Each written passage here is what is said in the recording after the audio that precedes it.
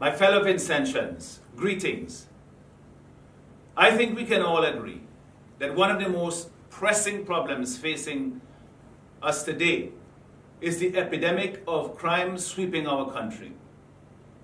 Crime affects everyone, directly or indirectly. When our safety and peace of mind are undermined, it affects us profoundly. The first duty of any government is to protect the lives and livelihoods of its people. Over the last year, we have seen crime become more prevalent in our communities and on our streets. This year is one of the most violent in recent memory. And we are not far from the 2016 record of 40 murders in a year. The Gonsalves government has overseen one of the worst periods in our history. And worryingly, they offer no hope for an end in sight. The number of homicides this year stands at 37.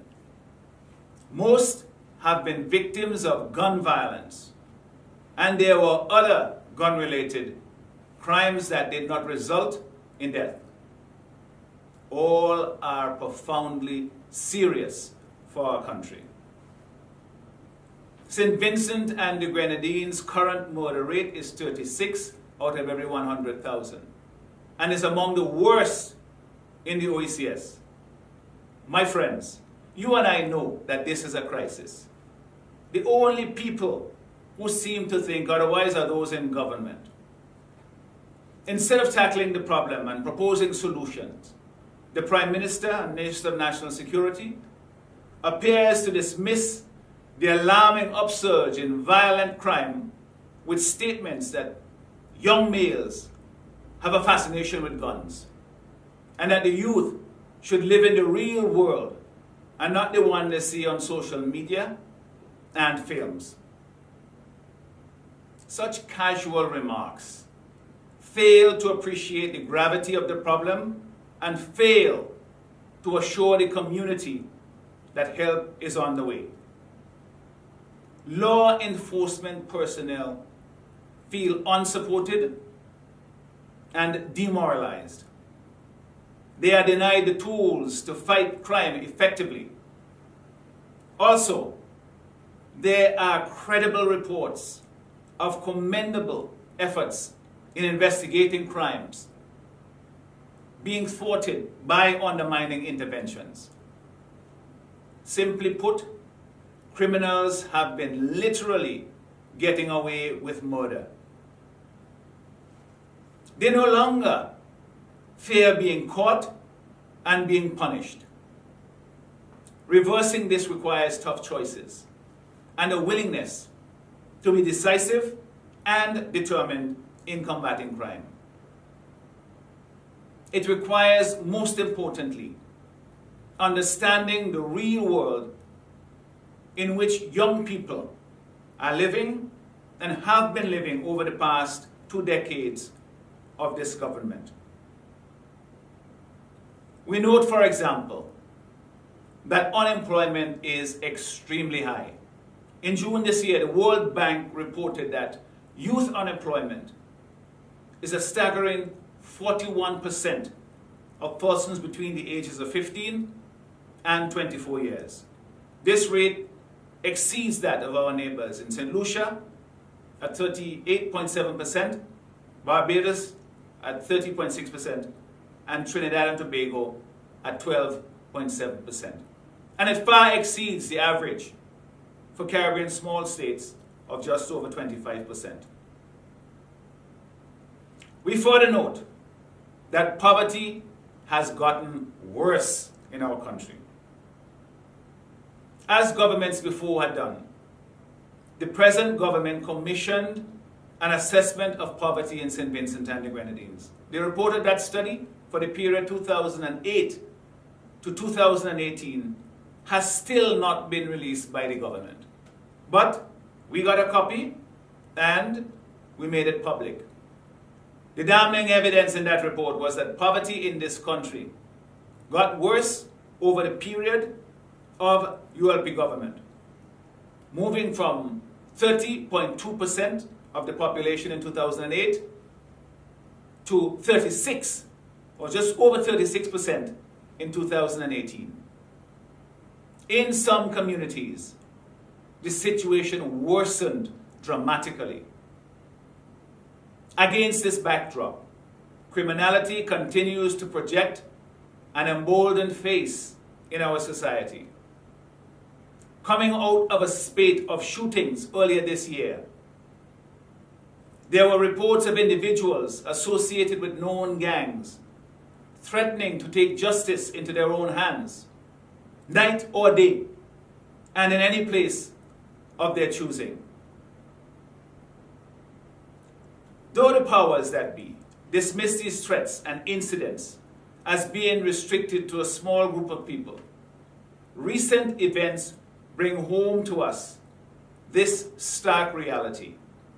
Anyone at any time can be collateral damage in these reckless shootouts. The hail of bullets that several weeks ago resulted in the deaths of 2 young men and the wounding of several others in the Kingston area shows that the problem is getting worse, not better. And the risk to everyone is increasing. So, the youngster enjoying a football game at the park, the nurse out for an evening with friends, the laborer going home after a hard day's work, or the churchgoer picking up groceries after church, none can take their surroundings for granted.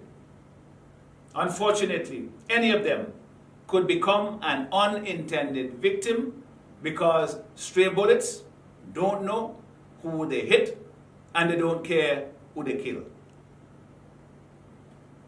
My friends, it does not have to be that way. As a country, a God-fearing country, we are better than that. And we do not have to accept living in that way. But government must act to make it better. However, the present government does not have the will, the moral authority, nor the competence to tackle the problem. They lack ideas and therefore they lack solutions. There is a better, more hopeful alternative that will improve life for our people and make St. Vincent and the Grenadines a beacon of good governance. We have called for effective means to fight crime, not merely with words, but with a clear plan of action, which we will implement as soon as we replace this failed government. To be effective, we must understand what gives rise to crime, then develop strategies and programs to address the problem. Accordingly, we call for the implementation of the following measures. First, we must focus on crime prevention. Remember, an ounce of prevention is still better than a pound of cure. We should therefore invest heavily up front in crime prevention. In this regard, the programs outlined in the NDP's Spiritual and Social Redemption Charter some years ago should be implemented because they're still relevant. The Charter promotes positive, community-oriented programs that would steer vulnerable young people away from crime towards socially positive behavior. We must restore trust and confidence in the police and the criminal justice system. Trust in the system now is shaken and broken. Political connections should not shield anyone involved in a shooting, a theft, domestic violence, or other crimes from proper investigation and rigorous prosecution. Justice must be equal for all. This will help everyone and will help the police in their work and their lives. They and their families, after all, are members of society and, like the rest of us, are equally vulnerable to crime and violence. Further, the police cannot solve crimes by themselves. They need the community to provide information during investigations and to be witnesses in criminal cases. We can promote this by implementing and pursuing community policing. With specific training in community policing, the police would engage in trust-building activities in communities. For example, regular meetings between the police and community members should be introduced so that they could work together to prevent and solve crimes. The police must see their mission as serving and protecting people and be keen to embrace the community in so doing. We must also increase the presence and the visibility of police in our streets and communities, not in a hostile manner, but to assure people that they are there to protect them. We need a well-resourced and well-equipped criminal justice system. There continues to be a justifiable outcry in our country about the ineffectiveness of our criminal justice system that too often fails to impose appropriate penalties to deter offenders. Recall the case earlier this year of the assault on a 4-year-old girl by an adult male, in which the penalty was a mere 4 years in jail. The public was outraged by this light sentence and called for stiffer penalties in such cases. And we completely agree with that. Creating an effective and well-resourced criminal justice system involves the police, the Director of Public Prosecutions, the courts, that is magistrates and judges, and the prison system.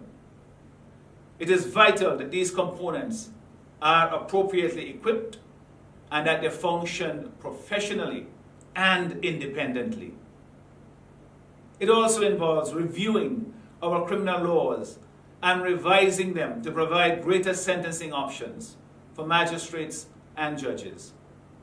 Introducing measures that would improve access to justice. Increasing the number of magistrates.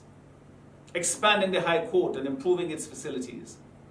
Expanding laboratory services to expedite investigation and prosecution of offenses, and thereby eliminate the backlog in criminal cases.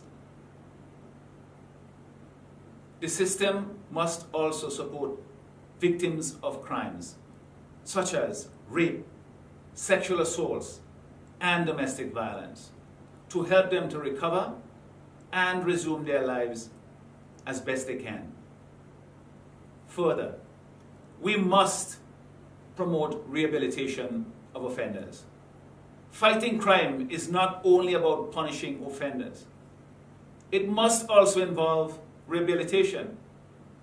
Offenders should be provided with programs that will help to keep them from reoffending and from becoming a perpetual menace to society. In this regard, we should establish a young persons rehabilitation center for non-violent young offenders. This will prevent many young offenders from becoming hardened criminals, lost to a life of crime.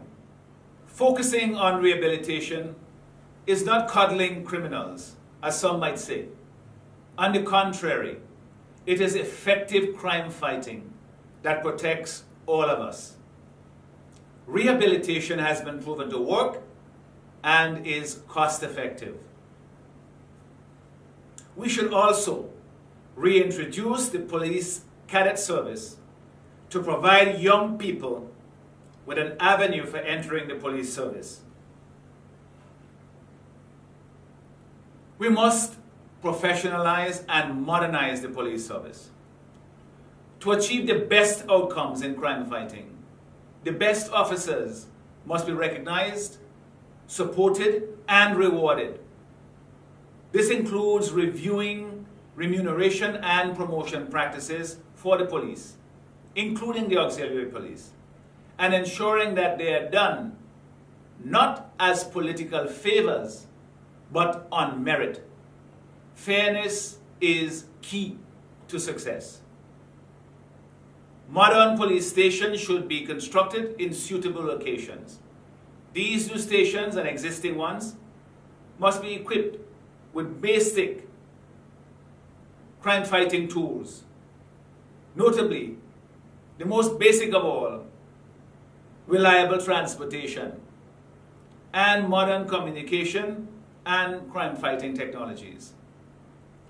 Extensive and ongoing training of police and prison officers is needed in areas such as information technology and investigation technologies.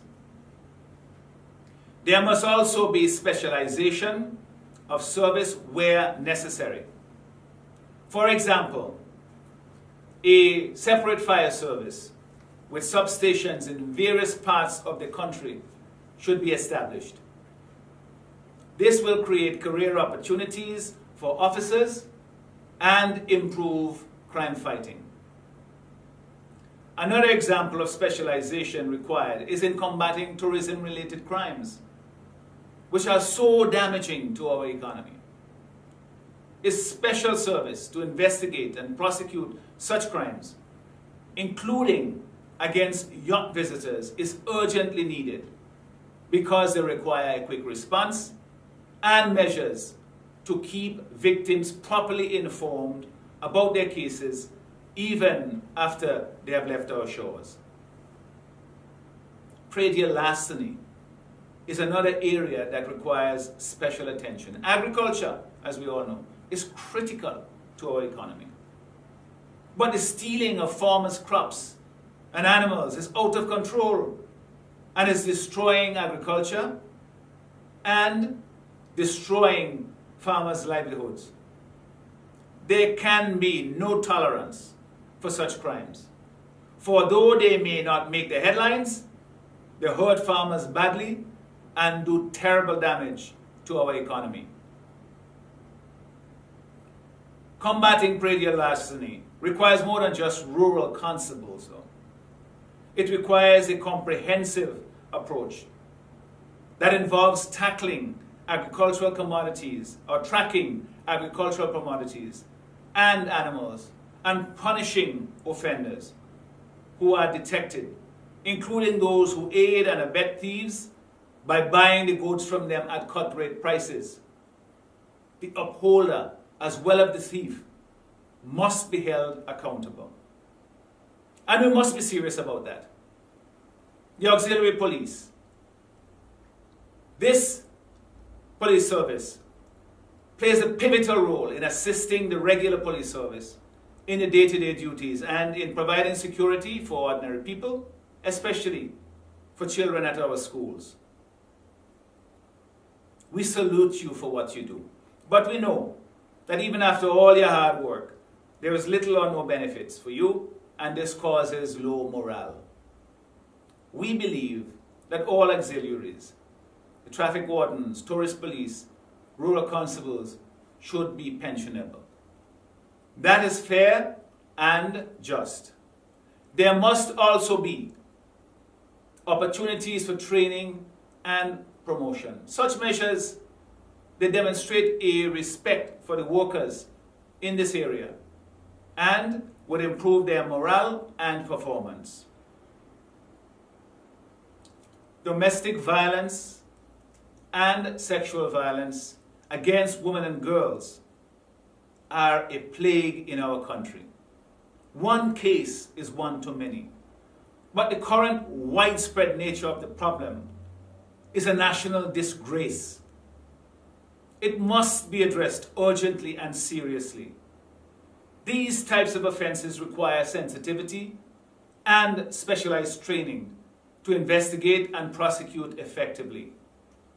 A domestic violence and sexual offenses unit in the police service, staffed by specially trained officers and counselors, is required for success in combating such crimes.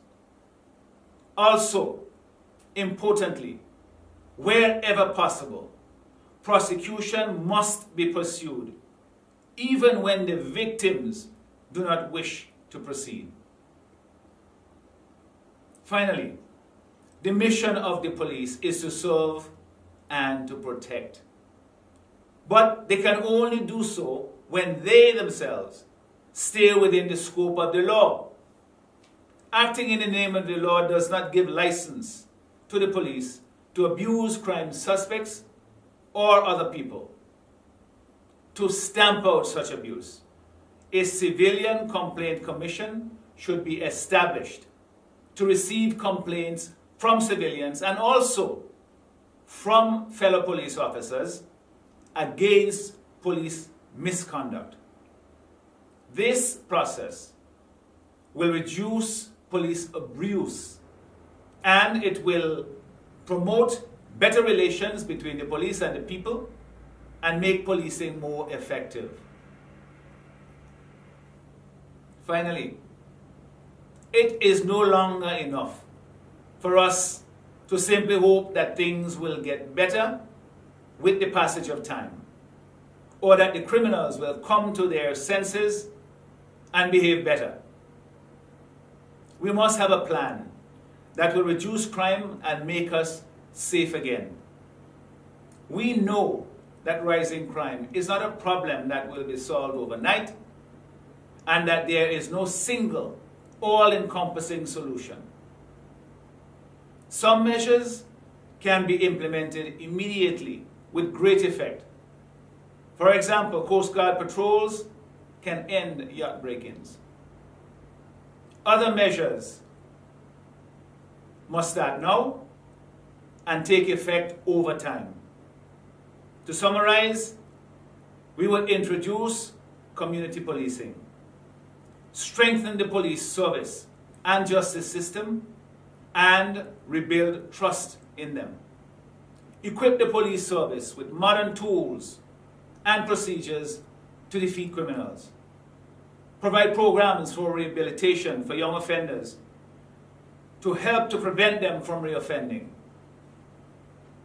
Protect women and girls from sexual violence and domestic abuse with dedicated services and support. Establish a separate fire service. Make auxiliary police pensionable and provide training and promotion opportunities for them.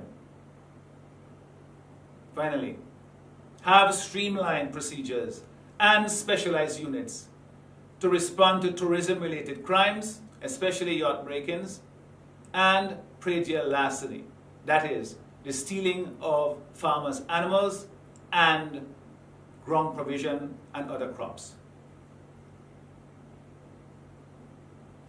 From all that I have said, it should be clear that combating crime is not just for the police. It is everybody's business. It requires us to work together at all levels to succeed. It requires hard work. We can't just throw up our hands in resignation, as the government has done. We can effectively reduce crime and make our communities safe again. There is no doubt in my mind that we can do better. Indeed, with the problem of crime and violence, we have to do better. We have no choice. We must do better. And with effective and proactive leadership, we will. Thank you, my friends, and God bless you. May God bless us all. And I hope to speak with you again before Christmas.